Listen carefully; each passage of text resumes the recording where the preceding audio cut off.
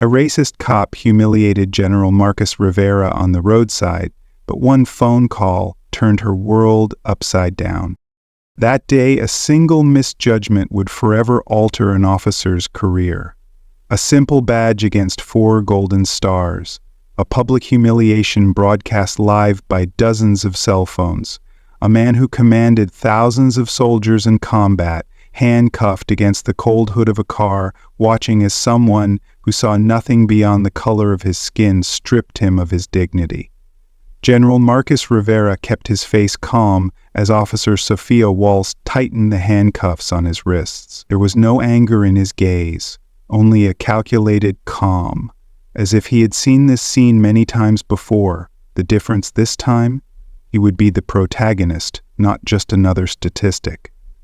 "I was just adjusting my GPS, officer," Rivera explained, his voice firm and controlled. "There's nothing illegal about pulling over to the side of the road." Sophia didn't even glance at the documents he offered. "I've been getting reports of suspicious activity in this area. I'd step out of the vehicle now." The general's black SUV looked ordinary except for the small, almost imperceptible military plate on the bumper. Sophia didn't notice it, just as she didn't notice the 4-star insignia on the console. To her, Rivera was just another black man in a car too expensive for his kind. "Officer Walsh, I'm an active-duty military officer. My ID is in the glove compartment," Rivera insisted, keeping his hands visible on the steering wheel. Every movement was deliberate, measured. Years of training in war zones had taught him to stay calm under pressure. But this was different. This wasn't a foreign battlefield. This was his own homeland. "I don't give a damn what you say you are." Sophia snapped, her hand resting on her holster. "Get out of the vehicle or I'll drag you out." At 58, Marcus Rivera had commanded troops across 3 continents, negotiated with world leaders, and earned decorations few soldiers could dream of. But at that moment, on the shoulder of State Highway 45, 5 kilometers from Fort Prescott, his achievements vanished. All that remained was the color of his skin and the prejudice rooted in the officer's gaze. He stepped out of the car slowly. A small crowd was forming, drivers pulling over to film the scene. Someone muttered, "That doesn't look right." Another shouted, "He hasn't done anything." Sophia ignored the voices and shoved Rivera against the hood, running her hands over him for weapons. "Do you have anything illegal in the vehicle?" she asked, her tone accusatory. Rivera took a deep breath. "I'm carrying my military documentation and work equipment. I'm heading back to base after a meeting." "Oh, yeah. And what base do you work at exactly?" she asked, sarcasm dripping from every word. "Fort Prescott," he replied calmly. "Commander of Special Operations, General Marcus Rivera." Sophia laughed, a cold, incredulous laugh. "Sure. And I'm the Queen of England." That's when Rivera's cell phone, still on the car's console, began to ring. A name flashed on the screen, Secretary of Defense. Sophia didn't see the name. She didn't see the understanding in Rivera's eyes. She didn't realize that missed call would be the start of a storm she had ignited herself. If you think this story is just another case of racism, keep reading. What follows will show how a single moment of prejudice can unleash consequences no one could have foreseen. When the handcuffs clicked around Marcus Rivera's wrists, he didn't protest. He didn't shout. He didn't resist. Instead, he did something far more powerful. He waited. Because he knew that when he finally made that call, the whole world would hear. At the Westfield County Police Station, the silence was broken only by the constant jingle of keys and the occasional clink of handcuffs. Sitting in a metal chair, his wrists still marked, General Rivera calmly watched the clock on the wall. 2 hours. 2 hours since his arrest, and he still hadn't been allowed to make a phone call. "So you really think he's a general?" Sergeant Carter whispered to Sophia as they observed Rivera through the glass. "I think he's a skilled liar," she replied, crossing her arms. You should have seen how he acted. Calm, controlled, like I was wrong for doing my job. Carter hesitated. Did you check the military ID he mentioned? Not yet. I'm waiting for clearance to thoroughly search the vehicle, she replied impatiently. I'm sure we'll find something illegal in there. On the other side of the glass, Rivera sat still, his eyes tracking the officer's movements, cataloging faces, badge names, times. 5 minutes later, when the phone on Sophia's desk rang, he subtly adjusted his posture. Officer Walsh, she answered. Her face shifted as she listened. First confusion, then irritation, and finally a troubling pallor. Yes, sir, understood. Right away. When she hung up, Carter stared at her. What was that? Deputy Ramirez is coming in person. Her voice trembled slightly. Something about a high-profile detainee. Meanwhile, news was spreading. At Fort Prescott, Colonel James Harper gripped the phone so tightly, his knuckles whitened, when he was informed his commanding officer was detained. The officer did what? He asked, his voice tightly controlled. On the other end, Captain Rodriguez sighed, stopped the general on the roadside. Handcuffed and all. Videos are already circulating. The gold plate hadn't been activated. She ignored his ID. There was a specific protocol for approaching high-ranking military officers, and there was a reason the general's phone was set to forward missed calls from the Secretary of Defense directly to the Pentagon's command center. At the station, the doors swung open abruptly. Deputy Ramirez strode in, flanked by 2 men in dark suits and a woman in full military uniform. Sophia swallowed hard when she saw the colonel's insignia on her uniform. Where is he? Ramirez asked without preamble. Sophia pointed to the interrogation room. Ramirez fixed her with an icy stare. Officer Walls, do you have any idea what you've just done? Sir? You detained. Colonel Williams stepped forward, cutting in. The commanding general of U.S. Special Operations, a man with Alpha 9 national security clearance, a man who, he paused, his eyes locked on Sophia, was on his way to a video conference with the president. Time seemed to freeze. Sophia felt the weight of her mistake, like a punch to the gut. He didn't identify himself properly. Liar, one of the suited men said, holding a tablet. We have the body cam audio. He stated his rank 3 times. You chose to ignore it. On a nearby monitor, footage played. Rivera's clear voice. I'm General Marcus Rivera, commander of Fort Prescott. Sophia looking away from his documents. The laugh, the humiliation. As pandemonium unfolded, Rivera remained seated, watching the clock. He knew exactly what was happening outside. He knew the protocol when the door finally opened, and he saw Ramirez's mortified face. He simply nodded slightly. General Rivera, on behalf of the Westfield Police Department, I offer my sincerest apologies for this deplorable incident. Marcus stood slowly, adjusting his jacket. Where's the officer responsible for my arrest? Sophia was called in, entering with her eyes down, trying to maintain professional composure despite her world crumbling. Officer Walls, Rivera said calmly, you asked me earlier if I had anything important in the vehicle. The answer is yes. He paused, looking her in the eyes. I have a draft reform proposal on police procedures and racial bias that I'll present to Congress next week. Now, thanks to you, I have the perfect case study. The silence that followed was deafening. Sophia realized then that there was no violence, no drugs, no illicit activity she could have uncovered in that car. There was something far more powerful, someone capable of changing the system she represented. As Rivera walked away, escorted by Colonel Williams, his phone buzzed with a message. It was from the Secretary of Defense.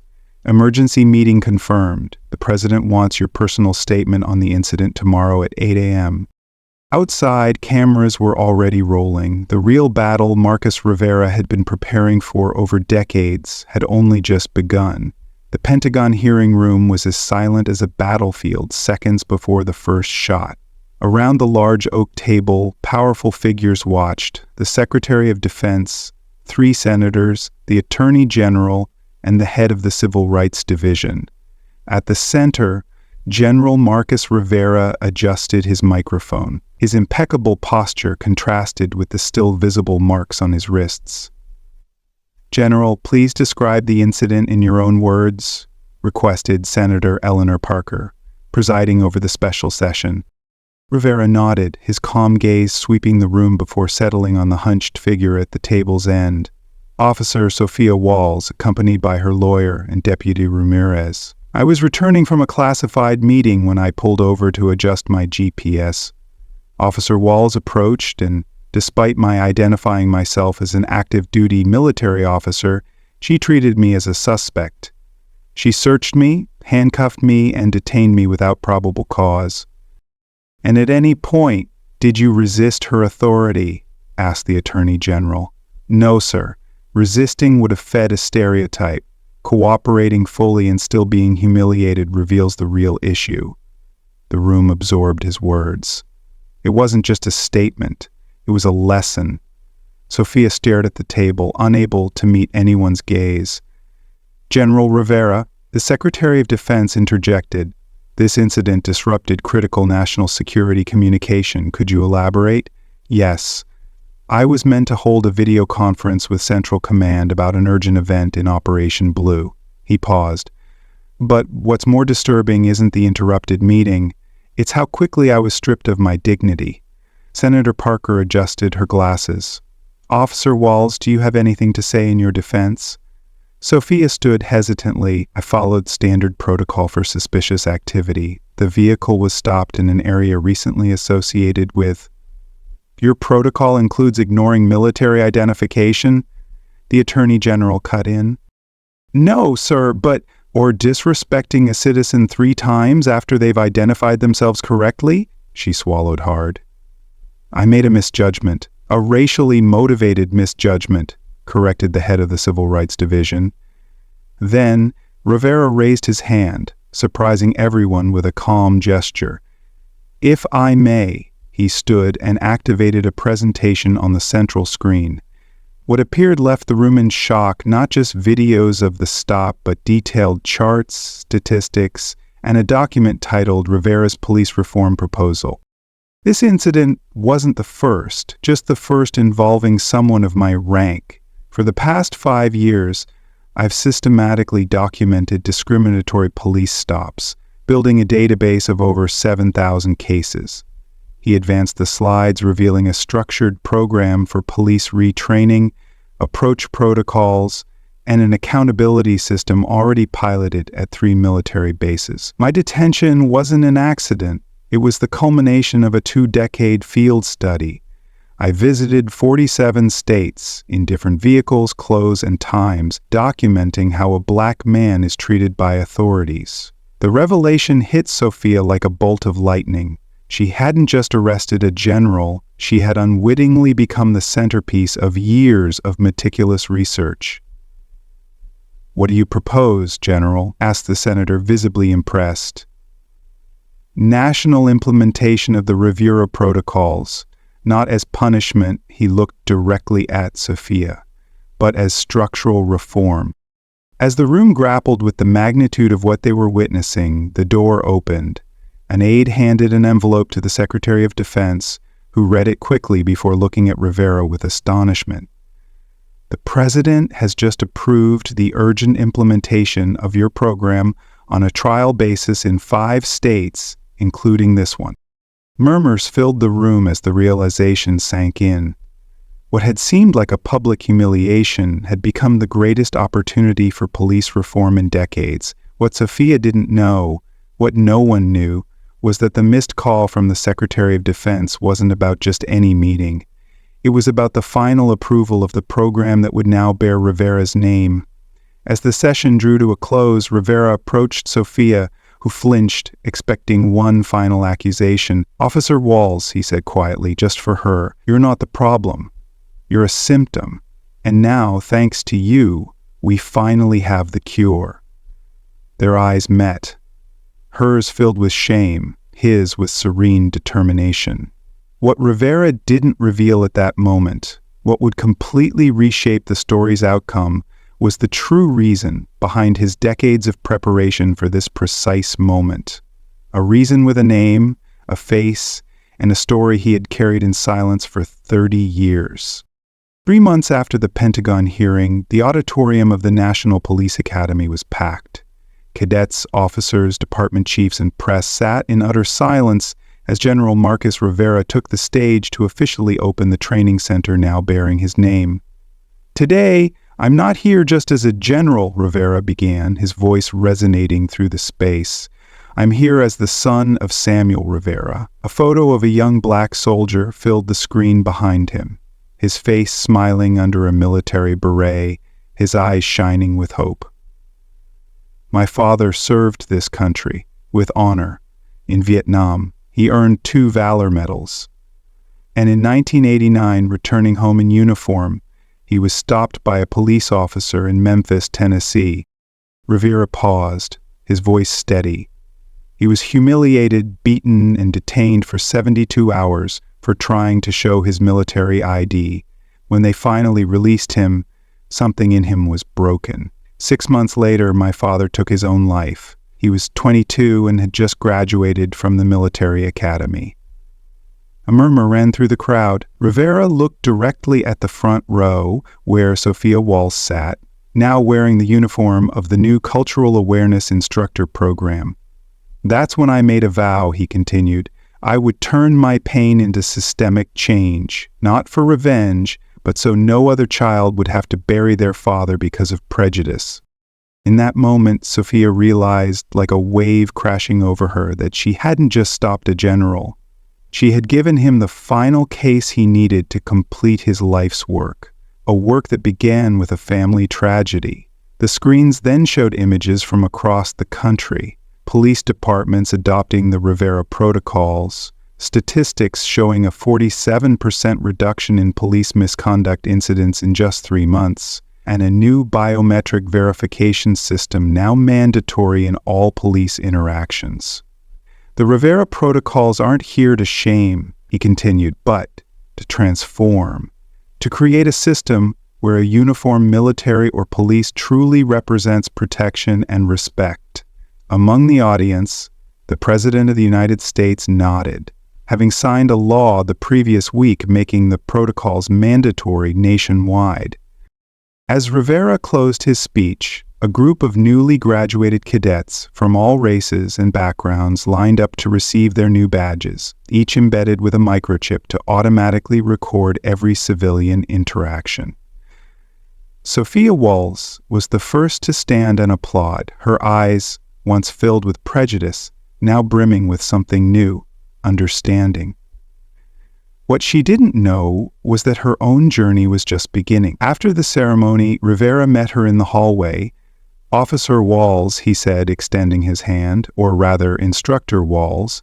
She shook his hand, uncertain. "General, I still don't understand. Why did you choose me for this program after what I did?" "Because real change doesn't come from punishing those who make mistakes," he replied. "It comes from making them part of the solution." Rivera pulled a small gleaming object from his pocket, a police badge.